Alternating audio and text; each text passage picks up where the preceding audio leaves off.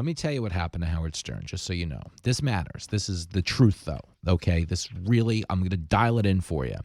And this is so symptomatic of our politics and the division amongst us today and the performative hysteria, the performative reaction, the manufactured outrage in the age of Donald Trump that Howard Stern is a part of, okay? Everybody screaming the loudest about Donald Trump and how evil and how bad he is, every one of those people has one thing in common. They all hung out with Trump. That's true. That is true. What I mean is they were showbiz people. They were big media figures like Stern with gargantuan egos. Okay, in Stern's case, he fancied himself the king of all media. That was his descriptor. I am the king of all media. I am the single most important person to ever open their mouth in front of a microphone. Wrong. Okay, Howard Stern at one point was the king of all media. He would make headlines with every word he said. He had more listenership than just about anybody out there. He made $1 bazillion when he went over to Sirius because he legitimized the platform. He was so tired of fighting with the FCC and the government that he gave him the finger and went over to Sirius. And then he went over to Sirius and proceeded to become one of those government stooges shilling for the vaccine. That was embarrassing. Yeah, I'm proud to take the vaccine. Science, baby. You know, except for the fact that the vaccine doesn't work. And the self-styled champion of the little guy who went from being the king of all media, okay, suddenly started championing a vaccine that was leading to the firing of the little guy if they didn't want to take the non-working vaccine. He sided with Big Pharma. He sided with the government in firing the little guy. Howard, champion of the little guy, was now turning on little guys everywhere in the country. That's just how white folks will do you. And of course, he resented, and this is where it all stems from. He is bashing Trump day in and day out because it kills his ego. It destroys his ego that Donald Trump is so much more relevant than he would ever hope to be. Bingo. Howard Stern went from being, I'm the king of all media. Howard Stern's media reach isn't 1/1 billionth that of Donald Trump's. Now, why would that burn him so much, getting past the competitive ego? It's because they were great friends. Howard would have Trump on his show every single week. So imagine in an environment where Howard does a show where he is so big, elite, and out of touch that he doesn't even see his staff in person, doesn't go to the parties, doesn't meet them, doesn't show up to the Christmas party, doesn't come into the studio, so out of touch with the little guy. But such an omnipotent Mount Olympus host. But suddenly in his orbit, Mr. Big, the biggest thing that ever lived, has a guest on the show that's suddenly bigger than him. That's Howard every night screaming when he goes home at the end of the show and finishes belittling the staff and not interacting with them personally and talking down to everybody. He goes home, sticks his head in the bathtub and screams. No. That's Howard every single night. Sticks his head in the tub, takes the wig off, sticks his head in the tub and screams because he can't deal with being as irrelevant as he is in the age of Trump. So why does he get on the air every day and diminish Trump's accomplishments?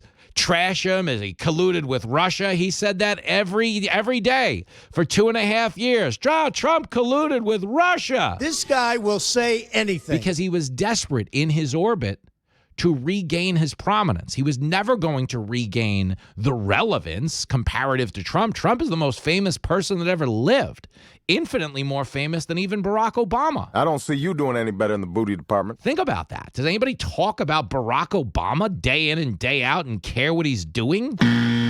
Donald Trump's the most famous person on the planet Earth. And if you were the king of all media, as Howard Stern was, it burns your balls to have one of your guests eclipse you on the level that Trump has. He's a lousy dad, but he's right. But getting past that is, although Howard can't have the relevance anymore, okay, in his ecosystem of his show, he still wants to be the biggest thing out there. And the only way he can accomplish that, if Trump's making all the headlines, is to bring back Trump and bash him every single day. I'm telling you, that boy's a genius. Every single day. When you hear him lashing out, they think woke means I'm anti-Trump. No, it doesn't. We don't, woke, okay, it becomes a little bit of a catch-all in the media.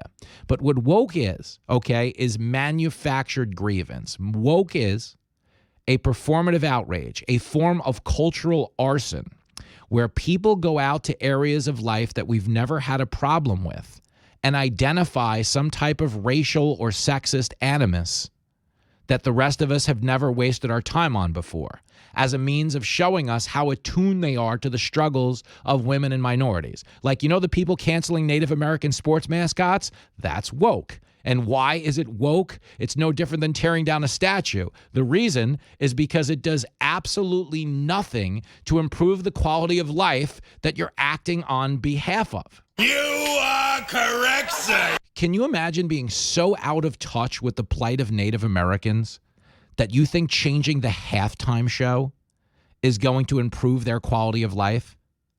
People with higher rates of heart disease, diabetes, alcoholism, lower rates of life expectancy.